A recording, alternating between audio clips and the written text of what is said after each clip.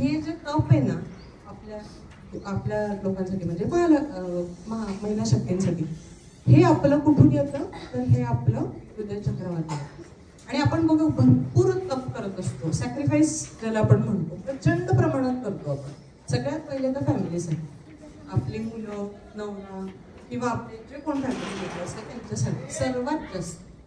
आणि ही क्वालिटी आहे, ही क्वालिटी दुसऱ्या काउंटर पार्टमध्ये म्हणजे पुरुषांमध्येही नसते. ही क्वालिटी फक्त आपल्यातच आहे, कारण ती आली आहे ती हृदय चक्रातून आलेली आहे. तर तो तप म्हणजे काय हे बघायला पाहिजे.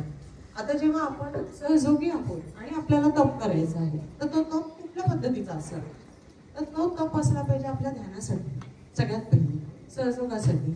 मग मी आज 2 पदार्थ बनवायचे किंवा आज काहीतरी सणच आलाय किंवा दिवाळी चालली आहे, मग दिवाळीची कामच राहिली आहे म्हणून आज माझं ध्यानच झालं नाही, हा तप नाही, हे सांसारिकता आहे. तर इथे तप आपला असला पाहिजे की सगळ्यात पहिले प्रायोरिटी तिथे आणि मग बाकीचं. दिवाळी दरवर्षी येणार, पण आजचं ध्यान किंवा आजचं ध्यान मी उद्या करू शकत नाही. आजचा जसा पदार्थ आपण उद्या खाऊ शकत नाही तसं आजचं ध्यान मी उद्या करू शकत नाही. हे पण तितक्याच पद्धतीने आपल्याला समजलं गेलं पाहिजे. आणि हा जो तप आहे जो सहयोगासाठी आपल्याला करायचा आहे महिला शक्तींना, तो महत्वाचा आहे. जिजाऊने जसा तप केला, आज शिवाजी जयंती आहे आणि मला नंतर हे डोक्यात आलं की आपण ठेवला 19 फेब्रुवारी, मी फक्त हॉलिडे बघून रेड मार्क बघून ठेवला होता आणि स्कूलला सुट्टी म्हणून ठेवलं पटकन, कारण जागा मिळाली. ओके, पण नंतर लक्षात आलं अरे वा चांगला दिवस आहे, आपण सगळे जिजाऊ जर घडलो तर सिंहगड रोडचा खरंच सिंहगड तयार व्हायला पाहिजे.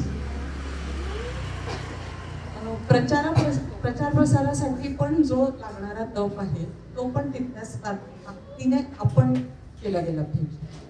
आणि आपण अजूनही बघतो बरेचदा की बऱ्याच ठिकाणी मॅक्सिमम टाइम्स प्रचार प्रसार हा सहयोगी करत असतात, पण तिथे लेडीज कधी कधी बऱ्याच कमी पडतात. आणि बऱ्याच ठिकाणी आता तुम्ही जसं जर बघितलं की आता आपल्या झोनमध्येच कितीतरी स्कूल कॉलेजेस सगळीकडे खूप जास्त आणि डेली बेसिसवर प्रचार प्रसार सुरू आहे. तर इथे जाऊन पण आपण महिलांनी भरपूर आपण कॉन्ट्रीब्यूट करू शकतो, कारण आपल्याकडे तो तेवढा वेळ आहे. आपले भाऊ किंवा दादा लोक त्या वेळेत जेव्हा स्कूलच्या किंवा कॉलेजच्या वेळा असतात त्या वेळेत ते ऑफिस आणि या गोष्टींमध्ये ते सगळे इन्व्हॉल्व्ह असतात, त्यामुळे रोजच त्यांना एक पर्टिक्युलर वेळ डेडिकेट करता नाही येऊ शकणार मे बी, पण आपण तो करू शकतो. त्यामुळे ह्या पद्धतीचा आपल्याला एक तप हे करायचं आहे, पण ते प्रेमपूर्वकच करायचं आहे. कारण ते शिवाजींनी सांगितलं ना की मग ते डायरेक्ट डॉमिनेशनवर पण बरेचदा जातं, तर तसं नको. राईट हार्ट आहे, राईट हार्टवर कोणाचं स्थान आहे? सीतारामांचं स्थान आहे. जसं श्री माताजी म्हणतात की प्रत्येक चक्रावर कोणी ना कोणी देवी देवता आहे, पण त्यांच्या ज्या शक्त्या आहेत त्या सगळ्या देवी रूपात तिथे आहेत अवतरलेल्या. आणि बघा ना, आपण सगळे लेडीज आहोत, आपण म्हणजे सगळ्या शक्त्या या श्री माताजींनी आपल्याला पूर्णपणे दिलेल्या आहेत, तशाच्या तशा डायरेक्ट. श्री माताजी म्हणतात मी कुठे माझ्यामध्ये काही नाहीच आहे, त्यामुळे ते डायरेक्ट ट्रान्सफर होतं माझ्याकडून.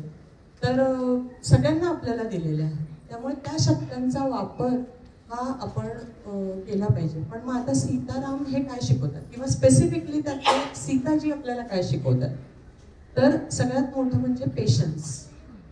की प्रचंड पेशन्स आहे. त्या खरं राणी होत्या, एका एवढ्या मोठ्या म्हणजे राज्याच्या त्या राणी होत्या, पण त्यांनी एकही विचार न करता इमिजिएटली त्या त्यांच्या पतींना जे काही आलं त्यांच्या पुढे त्यांच्या आयुष्यात ते त्यांनी एक्सेप्ट केलं आणि त्यांच्याबरोबर त्या चालू लागल्या. तर हा जो पार्ट आहे हा आपण करतच असतो, पण हा आपल्या काउंटर पार्टला म्हणजे आपल्या हजबंड बरोबर जर आपण सहयोगासाठी केला तर ते पूर्ण फॅमिलीच सहयोगासाठी डेडिकेट होईल. त्यामुळे ही गोष्ट आपण करतोच आहे, बाकी सांसारिकतामध्ये आपण करतोच. आपल्या हजबंडने म्हटलं की हां आपण इथे जाऊया की हो चालेल, हे करूया हो चाललंय करूया, हां घर घ्यायचंय तर घर ते घेतात विकत, सजवतो आपण, बरोबर की नाही.